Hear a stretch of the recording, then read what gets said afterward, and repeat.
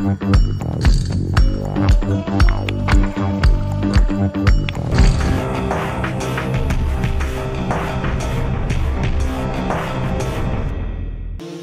ou pas Beuve? C'était la question que se posaient pas mal de supporters au coup d'envoi. Et finalement, le capitaine troyen était bien présent pour ce classico du motoball, dominé en début de rencontre par les sudistes. Mais Guézou, le gardien du Suma, fait obstacle aux Valréaciens.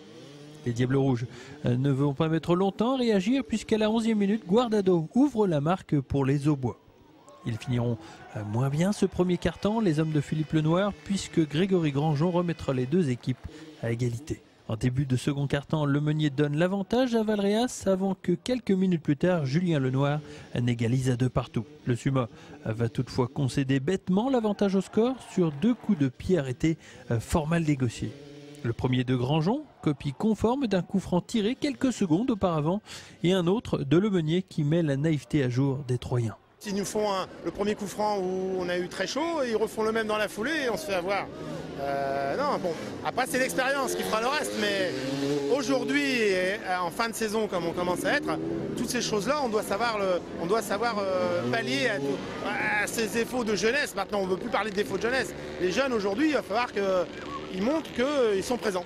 4-2 à la mi-temps pour les sudistes, l'affaire est mal engagée, d'autant qu'en entame du 3e quart-temps, Julien Lenoir manque le pénalty qui aurait permis à son équipe de revenir à un but de retard.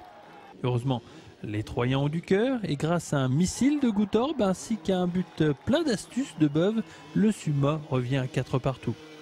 Mais voilà, Guézou ne peut pas tout faire et il est bien obligé de s'incliner sur un contre malheureux à 11 minutes de la fin. À 5-4, Valréas se permettra même de manquer un pénalty, mais les sudistes empocheront tout de même la victoire. C'est un petit peu dommage, quoi. On n'est pas récompensé comme il en a fallu. Pour tout vous dire, on a fait pour moi demi-temps moyenne, les 2 premières. Le coach nous a mis un bon petit sermon et ça a été, je pense, bénéfique parce que tout le monde a haussé le ton et ça s'est vu. Maintenant, il faut que tout le monde prenne conscience qu'il ne faut pas attendre de se faire engueuler pour parler poliment, pour jouer, quoi. Avec une confortable avance sur le dernier, le Suma, a priori, ne risque rien puisque seule la lanterne rouge descend. Mais bon, pour les derniers matchs, les Aubois auront à cœur de confirmer le beau visage entrevu aujourd'hui.